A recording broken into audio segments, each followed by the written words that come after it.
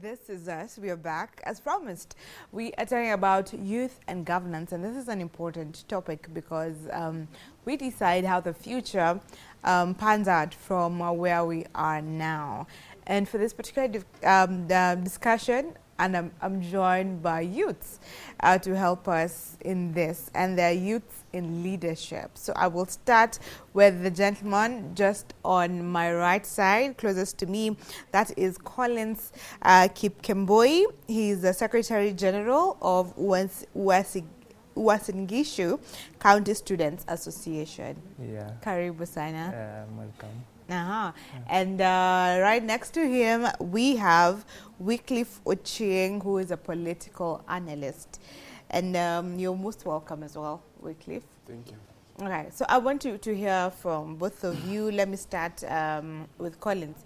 What is it that you're doing in leadership? Yes, we have your title, but what is it that you're doing in leadership? Okay, that's a very good question. Like, what's my purpose in leadership? I really believe that in leadership we have the concept of be, do, have. And leadership is all about bringing a positive change to your community, ensuring that the voices of the youths are heard, amplifying the youths to ensure that they are adequately represented. So actually for me, basing back to my story and what I am, actually I'm a SG, Uasin Gishu County Students Association. That is a body comprising of all the students in the universities and colleges studying across all the country in Kenya, whose homeland is Uasin Gishu. So for us, we have an objective, and we decided that maybe it's going to be our comrades first.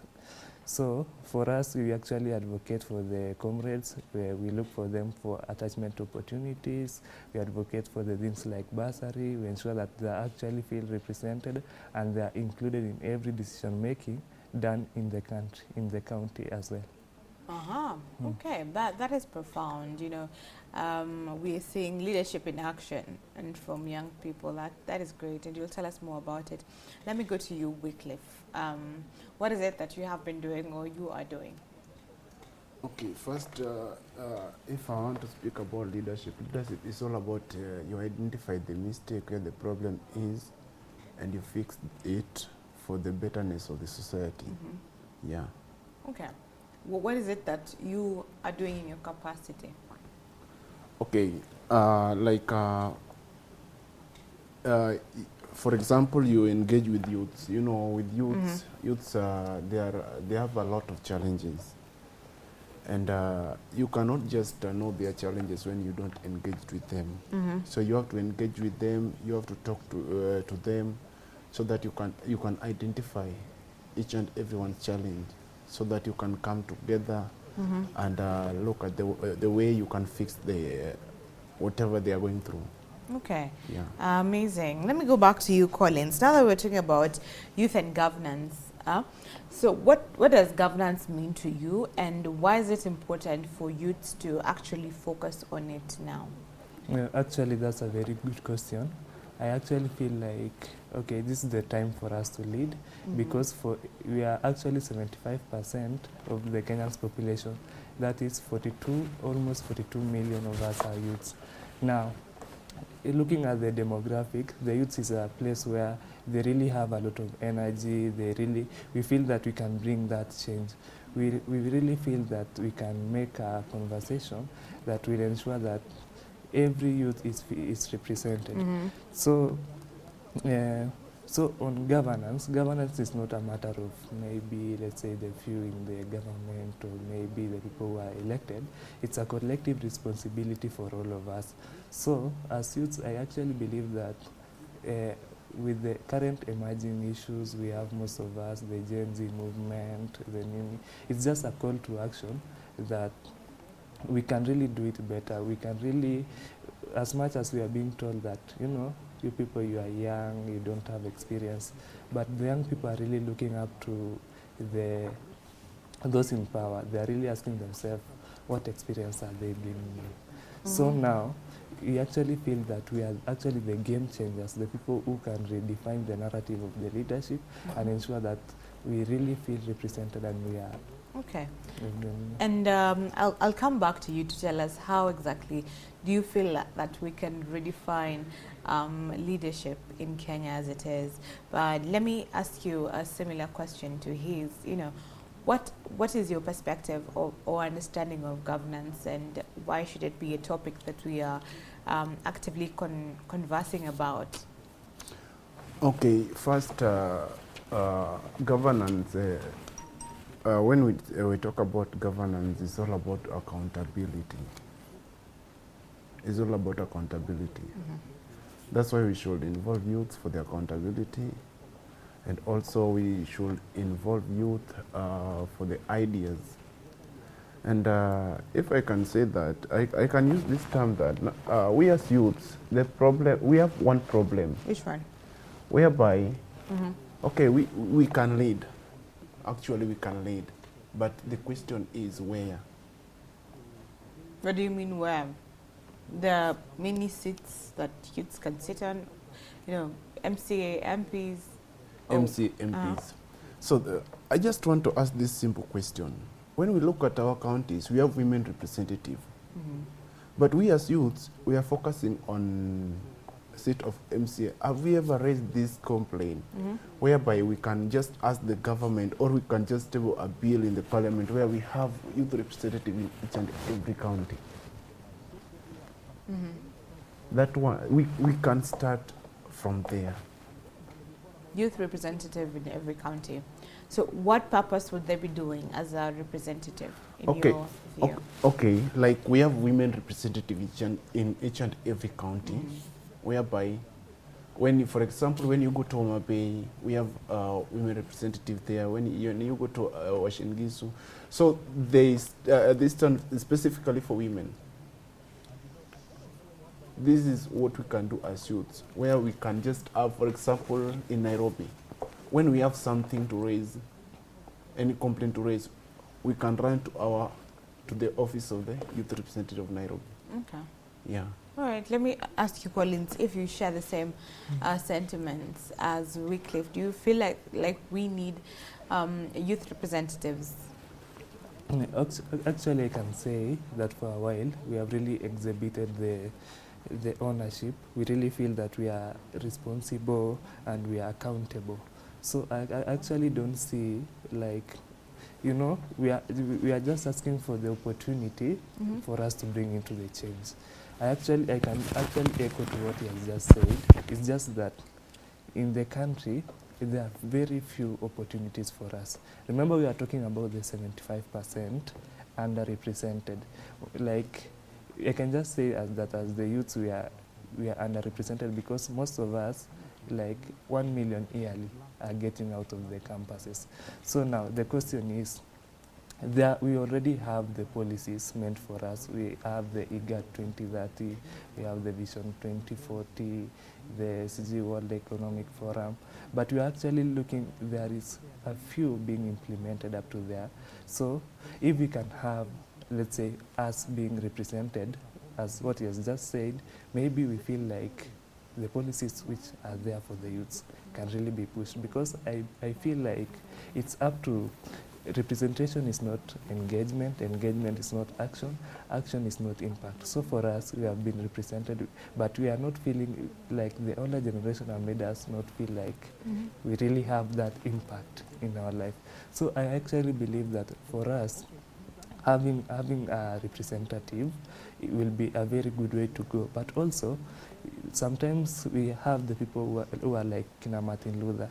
They brought the change to the society without necessarily being in power. So actually that gives me a second thought that, okay, regardless, we can really bring that change without even being in power.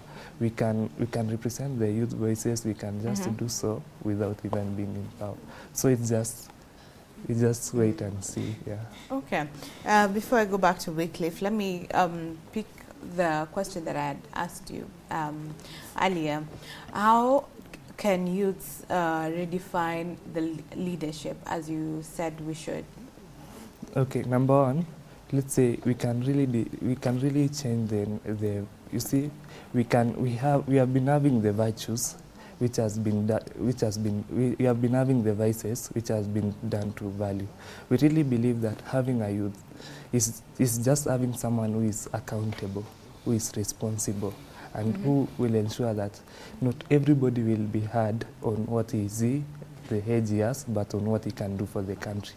So now it's just an opportunity for us to really exhibit those leadership skills and to put them into action, because as at now, we can say that most of the youths are learned. Most of us graduate annually. Most of us really have those education. Most of the youths have those skills. But right now, what we are just lacking is the opportunity to redefine what we have. It's just like you have the theory part, but you haven't like uji experiment. So it's just that the youths maybe looking at what they stand for, looking at their values, their tribeless, you can just mention all those.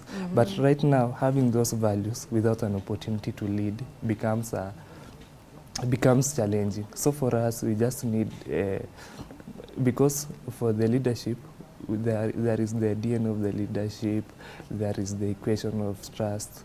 But right now, we believe that we exhibit those. But now, where can tutamesha aje?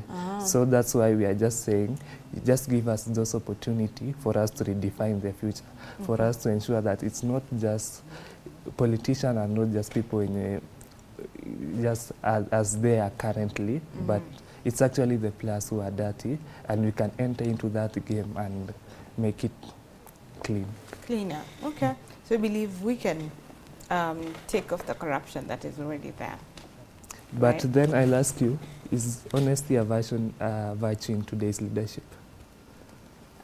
Good question, and I will just throw it to to Wycliffe. That question that he just asked: is it a virtue in today's leadership? Is honesty there? You know, first, I just want to go back where you said that we can just engage in leadership without involving in the parliament, without involving in the political space. Okay. So I just want to tell you something. There is nowhere you can show your leadership without participation, because we have many leaders. We have many leaders in this country. We have many leaders who are youths. They're outside there, but because they lack that participation, they cannot show their leadership, and nobody can identify them.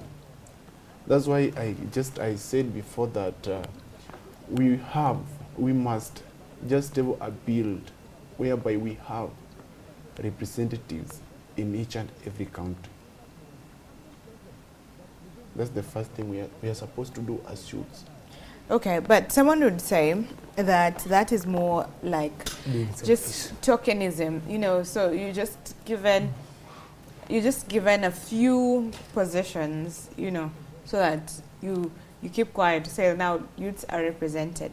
But how can the youth voices actually be heard in the country's policy? How can they actually be used to influence policy? Okay, you know, I don't know how to say it, but with the government, the current government we have, they just they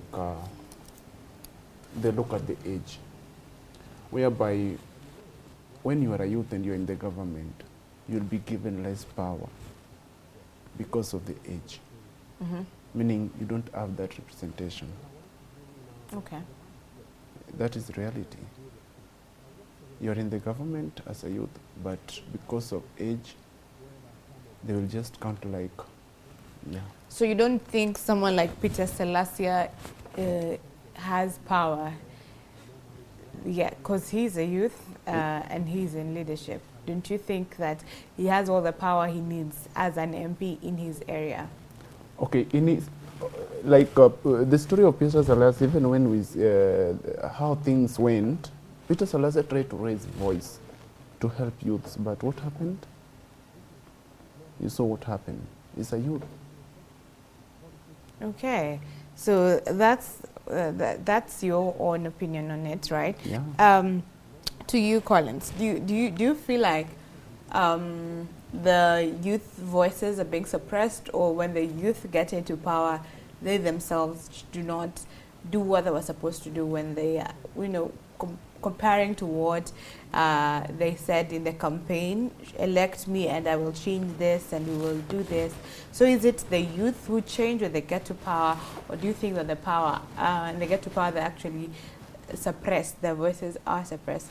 No, actually, I really think that, okay, it depends on a person, it depends on the motive which you are elected onto the power. Mm-hmm. I really believe that if you really want to transform a country, there is nothing actually going to change you. Mm-hmm. If you are driving force in your heart is to bring a change to the youths, actually I really feel like, okay, there is nothing. But the problem which we have maybe is just maybe we are conflicting between the old and the younger generation. Mm-hmm. Maybe most of the things you'll hear, like you love maybe the young leaders, they can really do bring change, but when they get into power, they get excited. For example, you all know of a story of a woman representative, barely age of at the tender age, he got elected into power. But after some times, the priorities actually shifted from the people to getting married, having some maybe proposals, and yet he was elected at that tender age. So I really believe that maybe it's the society which you have brought onto. And I really feel like if you really want to bring a change, if you really desire a brand new Kenya, there is nothing which can stop you. There is actually, because most of the leadership is you just lead, for example. Maybe there is no way a young person maybe shall get a few allocation, there is nothing which is going to hinder him actually from achieving to what he have, because we have been having people actually who are at younger age performing very well in leadership. We are having the MPs, maybe, for example, you can just take a few examples of Wakina Babu Owino, Wakina Ndindi Nyoro. They are young, but actually their motive is driven to bring change. So actually, I actually feel like if you are really genuine enough, if you really want to bring that change, no one is going to stop you. No one is going to yeah. Okay, so it's just a matter of the person who wants to bring this change, this leader that is being elected, and the motive that they have, and it's profound. But let me also ask, coming to you, Wycliffe, looking at governance still, and how the youths are now looking at, changing governance. And we're now looking at an era where people respond to this through online activism and even protests. Do you think that this is an effective way, really, to change governance? Okay. First, with youths today, in terms of social media, we many people are doing it because they are being paid by other people. Yeah, they are there for earning, to earn. Who are these people that are paying them? Just politicians. Also, when you look at the agency pricing, a lot of youths were paid by politicians to go to the street. And how can you expect them to bring a change? So you were saying that the protests that took place last year, especially, that most of the Gen Zs who stand up were paid? There are some specific people, those who were funded. Okay. They were funded by other politicians. And the problem we have now, youths, they love something called money. And they do sideline with politicians. whereby I can be paid just to blog or to write something on social media that hurt another politician. Somebody might think, or another youth may think that I'm just fighting for youths. No, I'm just being paid by others, which is there. When you look at social media today, many of the youth, they are being paid to do it. Okay. Yeah. All right. So the youth, what you're saying is that this is not the right mode or the right way to respond to bad governance. Yeah. How should they respond? Okay, like youths should come together and have one voice. Because when we have different voices, then there is nothing, there is no change we are going to bring. Yeah. Okay. What do you say to that? Okay, Collins? I'm saying that we are told that men don't cry when they are pushed to the ceiling. We are told that men don't cry, but what happens when they are pushed to the ceiling? Now, for me, I really feel like these people, as much as they're just saying they were paid, maybe the controversy around there, but I really feel like there were some few genuine people who really wanted a change in the governance. I can't just sit here and just say that maybe the people were just. I really feel like they were genuine movement. It was a genuine cry. It was a genuine clarion call to action. Maybe they were just telling them, because as you've just said that we haven't been like we are not being heard.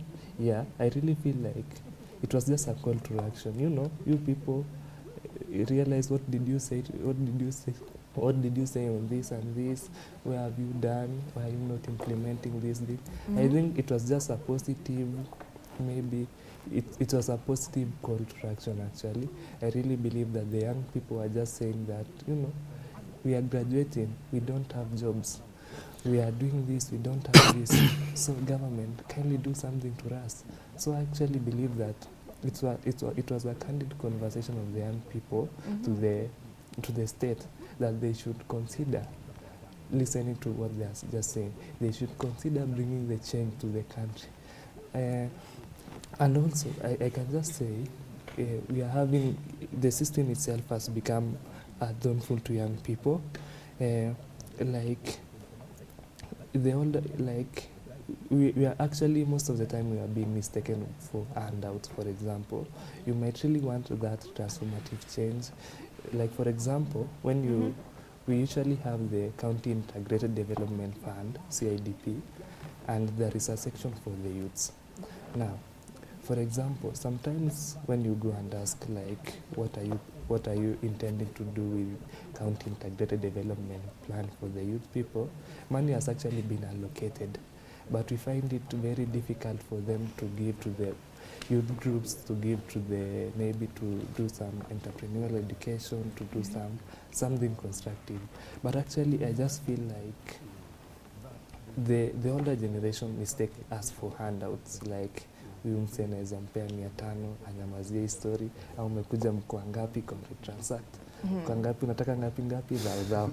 So your story inaisha hapo. So actually I just feel like sometimes the leaders tend to mistake us for what we really kitu tunataka kufanya. Sometimes you might be wanting to bring that positive change, but basing on the maybe the history and the context, they actually mistake us for handouts. Yeah. Okay, then how can we change that narrative? And I'll ask you, Wycliffe, because for the longest time, you know, it's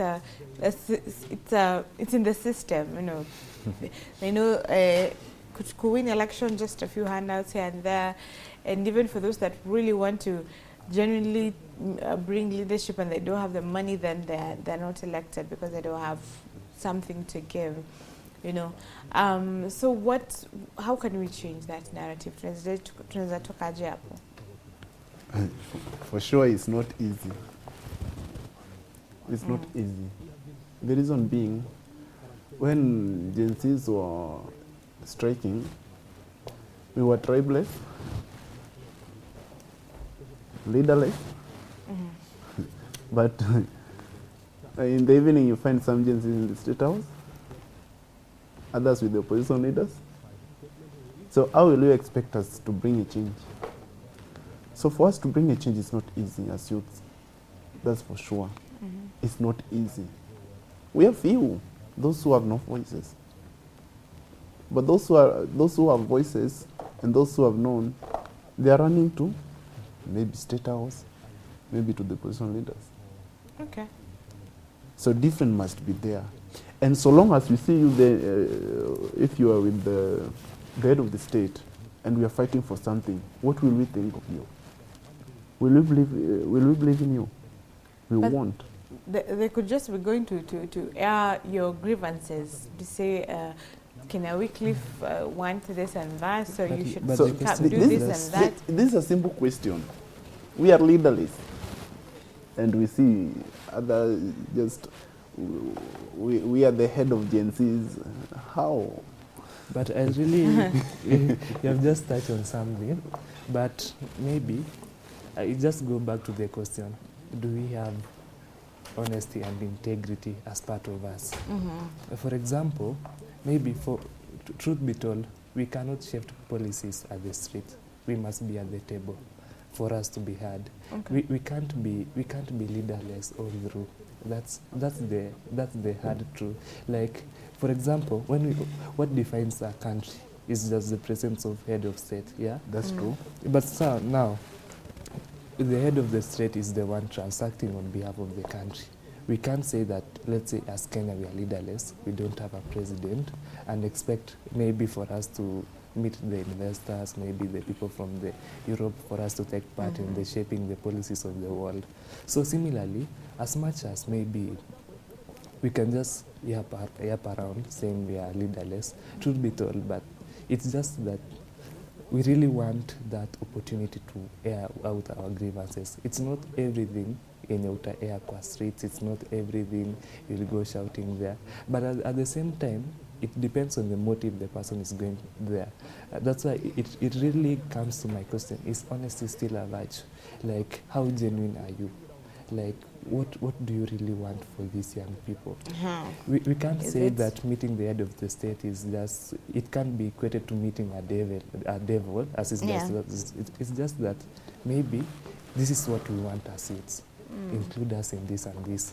We want maybe implement this and this policy. So maybe having people to go there, to go to the, maybe meet the head of state, but just, we are having just, let's say, trust imeenda chini. Equation of trustworthiness imeteremka chini. So such that every time maybe someone sees you with, let's say you've gone and meet the governor, unasikia tu huyu ameenda amepeleka tumbo yake ashibe. So now I think it just starts by having us, you know. I really believe that we are the young people who can bring that change. We can influence, we can shape out the policies. Okay. Now, if our motive is really to change the country, even if we meet who, It will still remain. you still, yeah, how genuine are you?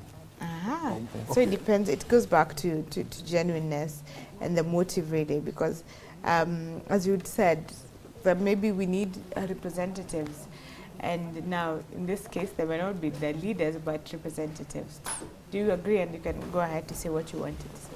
Okay, you know, also going to street will never change anything. Saying Ruto must go will never change anything, because it started with the Baba. Baba said it before. Ruto must go, and Ruto is still president. And in the last 20 years, we have been singing Ruto must go until it became a song. So what I can say that, what do you have that you can bring on the table that can help to bring a change? What do you have? That's a question the youth should ask themselves. Yeah. Okay. You know, like the other day, the president appointed PS, who is a youth, Fikrini. that one will will bring no change. It will bring no change. Because when we, for example, when we speak about unemployment, you just employed one person. One person. Yeah. But you can find another guy who has a different idea. You can stable it on the table. We can do this, so that this thing can change. So it's all about what you have. But then, Which idea? but then I was asking myself, is leadership a source of employment? Because actually, for me, I'm looking at Fikirini.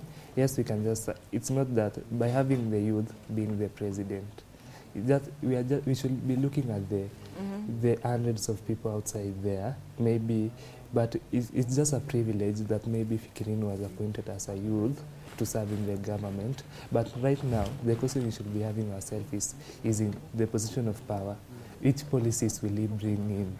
What will he do to ensure that the young people outside there, like, wanapata employment? Yeah. So actually, I feel like we should really change the narrative. Like if we can, it's not that we are against the young people, but if someone can really bring in the change, let's say, if someone can really implement everything, because funnily, when I look at Kenya, we are just blessed as a country.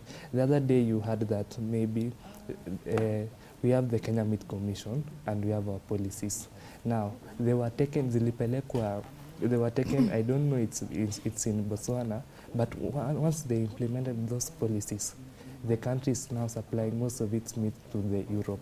Now, what I just look at to ourselves is that we just have those policies, but where we draw the line is when it comes to implementation and when it comes to impact.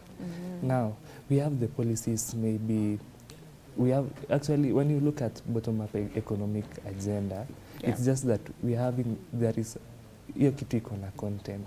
When you look at Vision 2030, what it has for the youth, it's actually like, we really have those policies.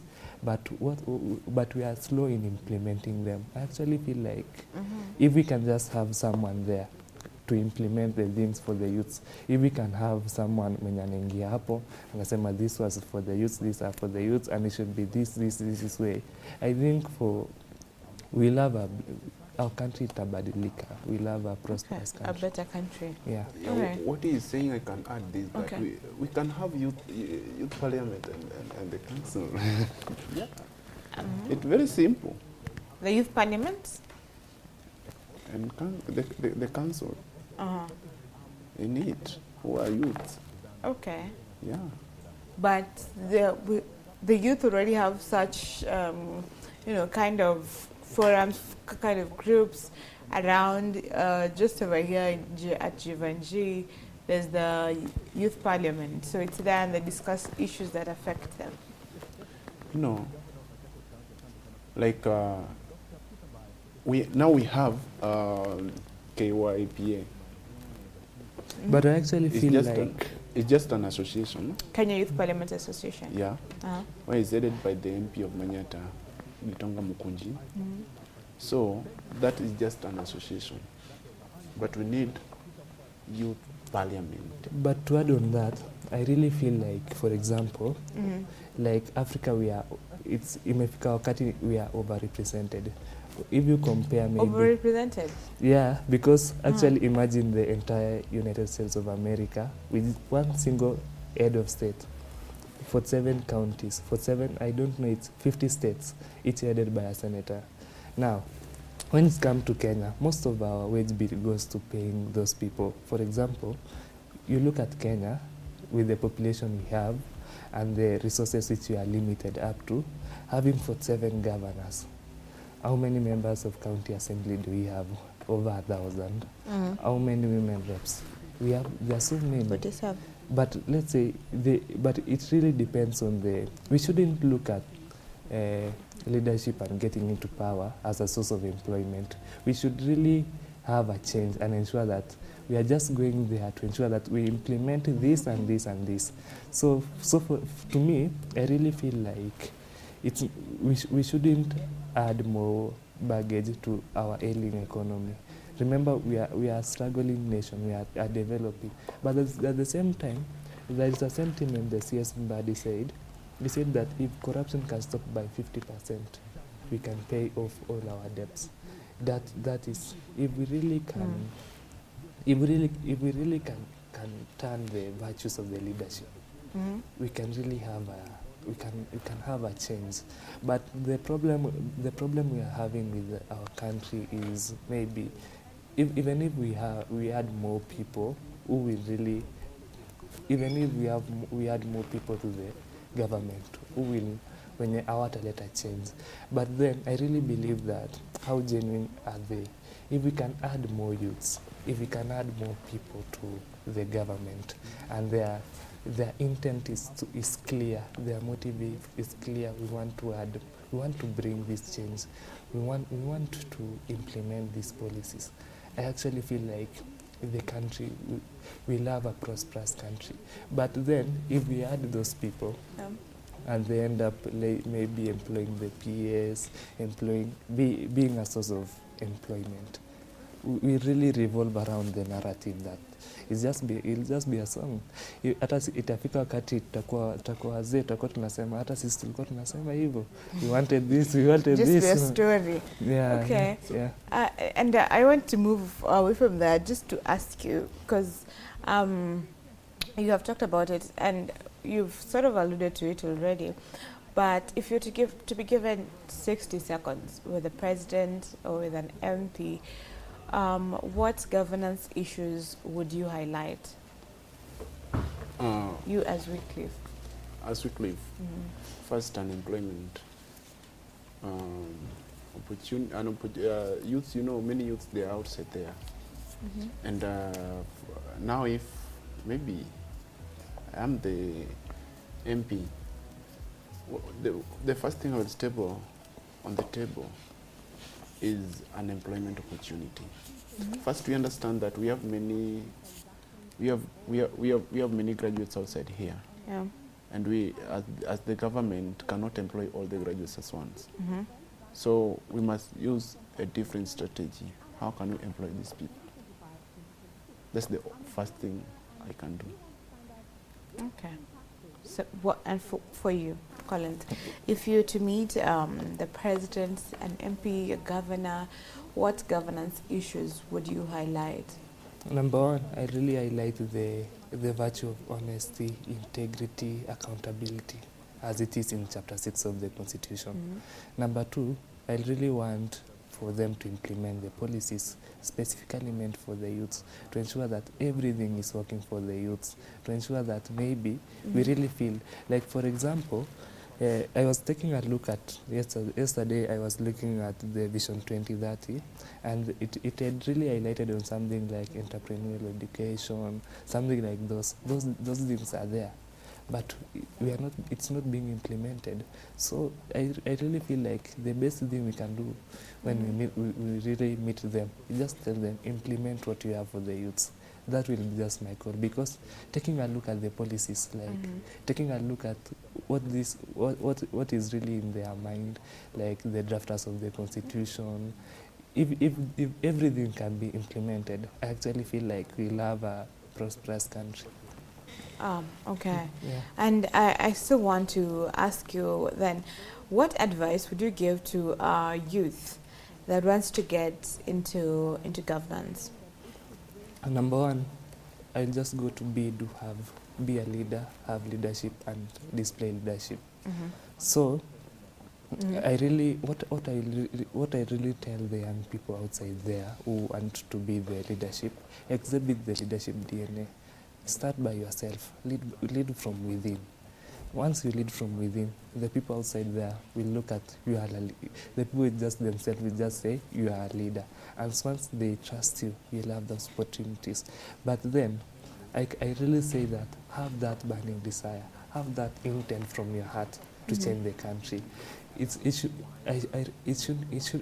should not be a source of employment, neither should it be a source of income. Because if we do that, that's where we go wrong. That's where the issues of corruption bring in. That's where the issue of embezzlement of the funds bring in.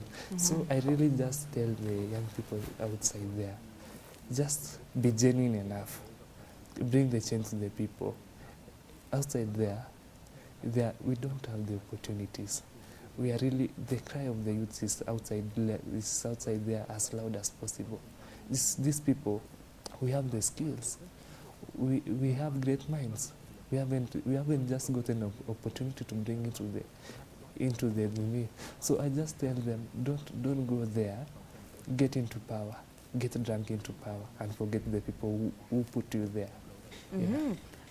I think I love that. Don't get drunk into power and forget the people who choose you. And it's very profound. Let me ask you also, Wycliffe, the same question for a youth who wants to get into governance and doesn't really know where to start. And especially even with a background where you said you don't have to be in politics to bring about change. What would you say to them before I ask you for your parting shots as we close? First, I just want to tell every youth outside there that you need to trust yourself in whatever you are doing. So long as you know you are doing the right thing, trust yourself. And don't just move the company. Another thing, what I can tell the youths that leadership, first you have to lead, you have to be a leader to yourself for you to go outside there and lead. So you be honest to yourself and things will just go on well with you. Okay. So you start by leading yourself. That is also very important. Be a leader to yourself before you go out to lead others. So now from all this conversation, what would be your parting shot? And where can people find you on your social handles in case they want to reach out? Okay, my parting shot, I just ask you a question. Is leadership still a virtue in today's leadership? Is politics a dirty game or are the players dirty? Come again? Is honesty still a virtue in today's game? Is politics a dirty game or are the players dirty? And now looking at the way, can we transform the dons in our politics into a heart crafting hope and future for many other more people there? You can find me on Facebook page. I'm Collins Kipkemboi. You can I'm not Siko X, but I'm just there with a Sida account. You can just find me also in Instagram. It's just my name, that's just the same, Collins Kipkemboi. TikTok, Collins Kipkemboi. Thank you. Okay. Yeah. I'm just curious why you have a pseudo account on X. I'm just curious. But I'll ask that off screen. And let me come to you, Wycliffe. What is your parting shot? I've seen Collins has asked a lot of questions. Is there honesty in today's leadership? Is politics a dirty game or are the people in politics dirty? Which is, very good questions there. What is your parting shot, Wycliffe, and what are your social media? Can I answer him? You can, as you give your shot. In political sense, the state that politics is a dirty game. That's political sense, actually, yeah. So it's a dirty game. So long as you're inside we can clean it? And we can clean it. Okay. Yeah. Fair enough. So I just, these are the question to the youth that how can we change our country? How can we come together and change our country? To the activists. Till when will we just throw words to each other? Till when will we sideline with the politicians? Yet things are messing up in our country. That's the only question I have for youth today, and also to the activists. Okay.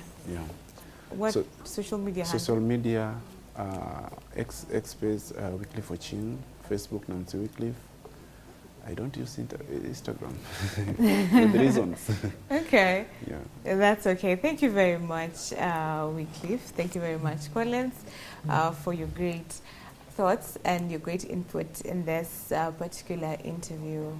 We'll continue this conversation. It doesn't stop here because it's very important, even as we almost come close to our elections, that we need to understand what kind of governance we want and what role we play in it. I hope you have benefited from this. We've heard Collins Kipkemboi, who's the Secretary General of Uasin Gishu Students Association, and we've also had Wycliffe Ochim, who's a political analyst. This is where we put a close on this conversation, but we have more coming your way. Being a Monday, we want to talk about yourself, your self-development. You know, how can you progress in your career, and what is the place of self-discipline in this? So we take a short break and then we'll be right back. Stay with us.